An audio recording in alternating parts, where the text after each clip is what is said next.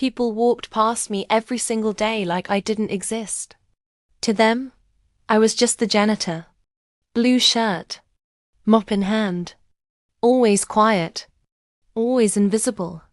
My name is Rachel Brooks, and for the past 3 years, I cleaned offices at Stonewall and Carter, a fancy law firm downtown.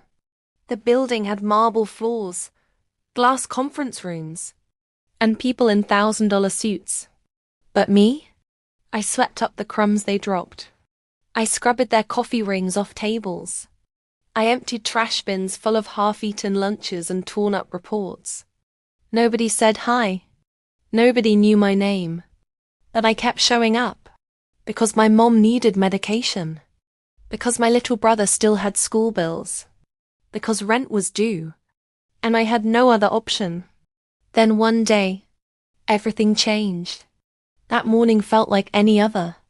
I got in early, like always, cleaned the elevators, wiped down the lobby desk, mopped up a soda spill outside conference room B. It was quiet until around 9:15 a.m. That's when he walked in. Mr. Andrew Stonewall, one of the 2 founders, and easily the most feared man in the building. Tall, slicked back hair, black suit, jaw clenched like it was carved from steel. He didn't say good morning. He never did. Just barked orders and glared. I was finishing up near the main conference room when someone called out for help. A coffee spill on the carpet. I grabbed my cart and headed in fast, bent down, and started blotting the mess before it could stain. And that's exactly when it happened. Stonewall stormed in, leading a group of high-end clients. His expensive shoes stepped right into the still wet spot, and he slipped not badly, but enough to drop his folder and lose his cool. He spun around and shouted, "Who the hell left this mess here?" I stood up quickly. "Sir, I was just cleaning it. I didn't get a chance to." "Are you kidding me?" he snapped, eyes flashing. "Do you even know how to do your damn job?" I opened my mouth, but before I could say a word, he grabbed a glass of milk from the side table and dumped it right over my head. Splash! It ran down my face, into my shirt. Cold, sticky, humiliating. The room went dead silent. One woman gasped. Someone else whispered, "Oh my God." But no one moved. No one helped. Mr. Stonewall leaned in close and said, "Happy now, bit *H." I stood frozen, drenched, shaking. And then I walked out, quietly. But I wasn't broken. I was done. That night, I didn't sleep. I kept hearing his voice, feeling that cold milk on my skin. But then I sat down at my brother's old laptop and started typing. I wrote everything. Not the company name. Not his name. Just the story. Today, a man in a suit poured milk over a janitor's head because of a coffee stain. Everyone watched. No one said a word.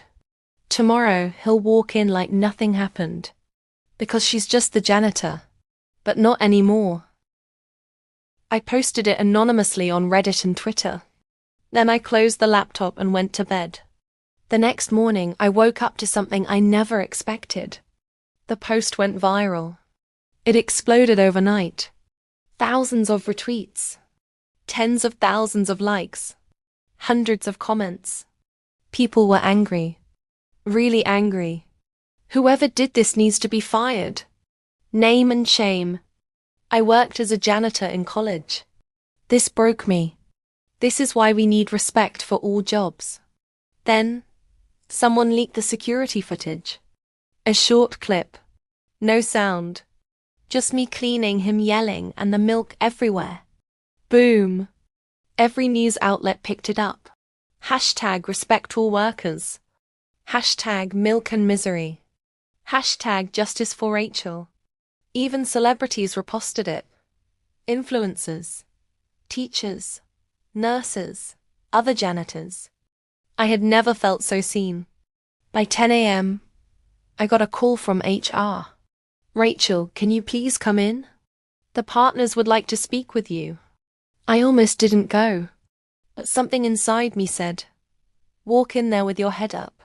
When I entered the conference room, Mr. Stonewell sat at the far end of the table, arms crossed, eyes dark, but he didn't look so powerful now. One of the partners, Linda Carter, stood up and came to me. I'm so sorry, Rachel, she said softly. This never should have happened. Another partner added, we've reviewed everything. It's clear who was out of line. Stonewell jumped to his feet. You're going to believe a janitor over me? No, Linda replied. We're going to believe what we saw with our own eyes. By the end of that meeting, Andrew Stonewell was suspended. Within 72 hours, he resigned, or was forced to step down, according to the press.